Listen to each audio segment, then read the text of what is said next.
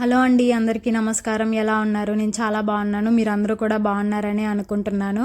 ఇవాల్టి కర్రీ ఏంటంటే బఠానీ కర్రీ అనమాట. ఇలా పచ్చి బఠానీలే తీసుకున్నాను నేను. ఇవి మాకు మార్కెట్లో దొరుకుతాయి. మామూలుగా ప్యాకెట్లో విడిగా అమ్ముతుంటారు, అవి తీసుకోకండి. వాటిల్లో కలర్స్ యాడ్ చేస్తారు, అవి అంత మంచిది కాదు హెల్త్కి. సో ఇలా పచ్చివే తీసుకుంటే ఫ్రెష్గా వాడుకోవచ్చు ఎప్పుడైనా. సో ఇవన్నీ టోటల్గా కర్రీ కోసం కావాల్సిన ఇంగ్రీడియంట్స్.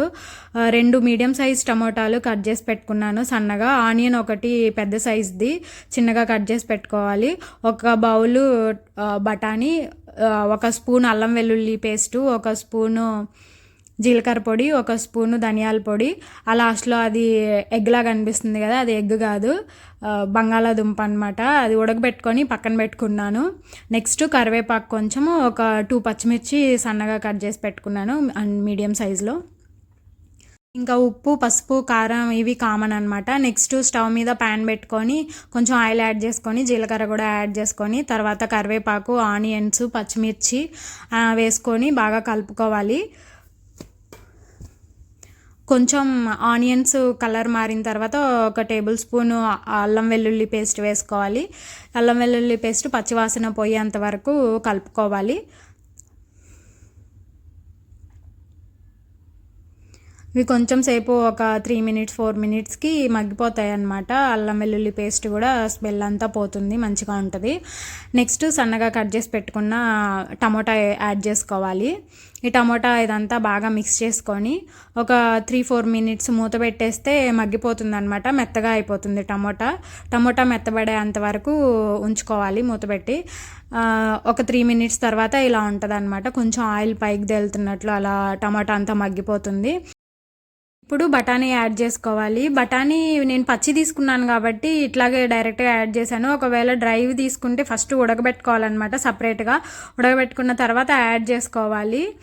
సో ఇలా 2 మినిట్స్ ఇవి మగ్గిన తర్వాత దీనిలోకి సరిపడినంత ఉప్పు, పసుపు, కారం, జీలకర్ర పొడి, ధనియాల పొడి వేసేసి బాగా కలుపుకోవాలన్నమాట.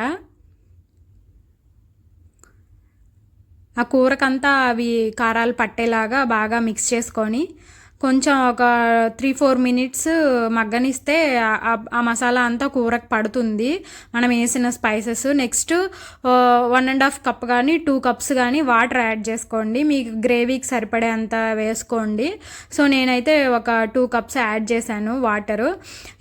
ఇట్లా వాటర్లో యాడ్ చేసిన తర్వాత దీంట్లోనే ఇందాక ఒక బంగాళాదుంప చెప్పాను కదా తీసి పెట్టుకున్నాం ఉడకబెట్టింది, అది మెత్తగా స్మాష్ చేసుకొని యాడ్ చేసుకోవాలి. సో అంటే గ్రేవీ కొంచెం థిక్గా వస్తుంది అనమాట కన్సిస్టెన్సీ. ఒకవేళ కారం కానీ ఇట్లా ఏమైనా ఎక్కువైనా అంత తెలియకుండా అది పీల్ చేసిద్ది అనమాట బంగాళాదుంప. మామూలుగా చాలామంది బఠానీ బంగాళాదుంప కూర కూడా చేసుకుంటుంటారు. సో మనము జస్ట్ సింపుల్గా ఒకటి తెలియకుండా ఉండేలాగా యాడ్ చేసాము. ఇట్లా ఒక 5 మినిట్స్ ఇట్లా మూత పెట్టేసి ఉంచితే ఇట్లా మగ్గిపోతుంది అనమాట, కూర అంతా రెడీ అయిపోతుంది. ఇది మధ్య మధ్యలో కలుపుకుంటూ చూసుకుంటూ ఉండండి. ఒక 10 మినిట్స్ అంటే వాటర్ వేసిన తర్వాత 10-12 మినిట్స్లో కర్రీ రెడీ అయిపోయిద్ది అనమాట. ఇప్పుడు ఇలా మధ్య మధ్యలో కలుపుకుంటూ చూసుకుంటూ ఉండండి. ఇంకా లాస్ట్లో ఒకసారి చెక్ చేయండి, అంటే బఠానీ సరిగా ఉడికిందో లేదో చూడండి. నేను చూశాను, బాగా మెత్తగానే ఉడికిపోయిందనమాట ఒక 10 మినిట్స్కే వాటర్ వేసిన తర్వాత. సో ఉప్పు, కారం కూడా బాగా కరెక్ట్గా ఉన్నాయో లేదో కూడా ఇప్పుడే చూసుకొని వేసుకోండి. నెక్స్ట్ లాస్ట్లో ఇంకా ఒక నిమ్మకాయ దెబ్బ పిండుకోండి, చాలా బాగుంటుంది. నిమ్మకాయ దెబ్బ పిండిన తర్వాత ఒక 2 మినిట్స్ అలా కలిపేసి పెట్టేయండి. నెక్స్ట్ లాస్ట్లో ఇంకా దింపే ముందు కొత్తిమీర యాడ్ చేసుకోవాలి. కొత్తిమీర యాడ్ చేసుకున్న తర్వాత ఇంకా మూత పెట్టేసి స్టవ్ ఆఫ్ చేసుకోవడమే, రెడీ అయిపోయిందనమాట కూర. చాలా బాగుంటుంది, చపాతీలోకి చాలా బాగుంటుంది ఈ కూర, ట్రై చేయండి. ఇదే అండి వాళ్ళకి నా వీడియో మీకు నచ్చింది అనిపిస్తే లైక్ చేయండి, షేర్ చేయండి, సబ్స్క్రైబ్ చేసుకొని నా ఛానల్ని ఇంకా మరిన్ని వీడియోస్ చూసేయండి. మరో వీడియోలో మళ్ళీ కలుద్దాం, అంతవరకు బాయ్ బాయ్.